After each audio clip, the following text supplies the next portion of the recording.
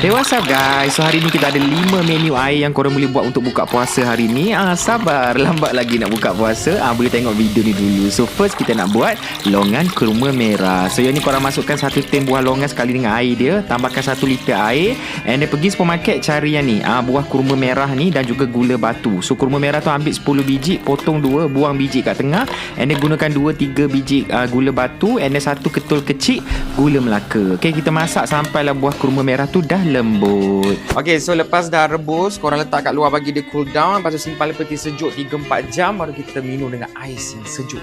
Okay. So katakanlah nak buat untuk buka puasa pukul 7 lebih tu, korang dah boleh start masak dia pukul 3 atau 4 petang lah. And then chillkan dalam chiller. And then bila nak serve, letakkan sekali dengan biji selasih. And bila dah gaul sekali dengan ais, rasa dia sangat-sangatlah sedap. Dia macam lai cikang tapi lagi simple as senang nak buat. Ada balance rasa kurma merah, longan dengan gula Melaka kat dalam tu. Okay, next kita nak buat watermelon jasmine. Yang ni inspire air caji aku selalu beli. So ambil buah tembikai. Lepas tu korang masukkan sekali air green tea jasmine. Beli je air kotak mana-mana brand pun tak kisah. Campur blend sekali. Tapi ni versi simple lah. Tak adalah buat krim putih ke atas semua tu, tak ada. Yang dituang je macam tu. Masukkan irisan lemon dan juga cebisan tembikai, kacau-kacau. Sedia untuk dihidang. Tengok dia punya warna merah tu. Dia punya peluh air menitik kat tepi kesejukan tu.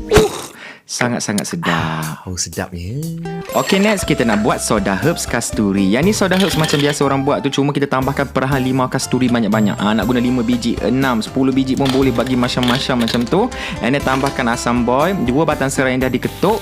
And then masukkan air aiskrim soda. Nampak tak tinggi layer limau kasturi aku perah kat bawah tu. Gabungkan sekali dengan air aiskrim soda. Sangat-sangat sedap. Mana abang semalam yang tanam daun pudina tu, dah boleh petik bang. Dah boleh guna dalam air hari ni. Awak ada supply yang cukup untuk bulan puasa ni. Yang ni masam. Sedap. So tahun ni KA tak nak kita gaduh-gaduh pasal air manis ke apa. Kita nak semua balance kan. Minumkan juga air kosong yang dipanggil infused water. Jangan kerap sangat minum air manis, kena minum juga air kosong. Actually dalam banyak-banyak ni air favourite aku sebenarnya. Sebab aku memang suka minum air kosong dengan buah. So korang masukkan air kosong, tambahkan irisan buah watermelon boleh, campur orange, lemon, timun batam, buat daun pudina, campur je. Whatever, daun pandan ke apa yang jumpa kat dapur je, letak je. Dia akan keluar aroma masuk ke dalam tu. Okay, kita boleh buat juga lagi satu, iaitu es jeruk. Yang ni pun sama, tak perlu gula, dah manis dah. So ni first time KA introduce menu air yang guna satu bahan saja, iaitu limau madu. Yang ni boleh cari kat supermarket jual, tepi kat pasar, tepi jalan, kat bazar, pasar tani pun ada jual. Korang boleh perah limau. Dia tak boleh blend tau, nanti dia pahit. Korang kena perah and then boleh hidangkan dengan ais. Tak perlu gula, tak perlu pewarna apa semua dah. Sangat-sangat refreshing. Okay, so boleh try semua resipi ni. Selamat berbuka.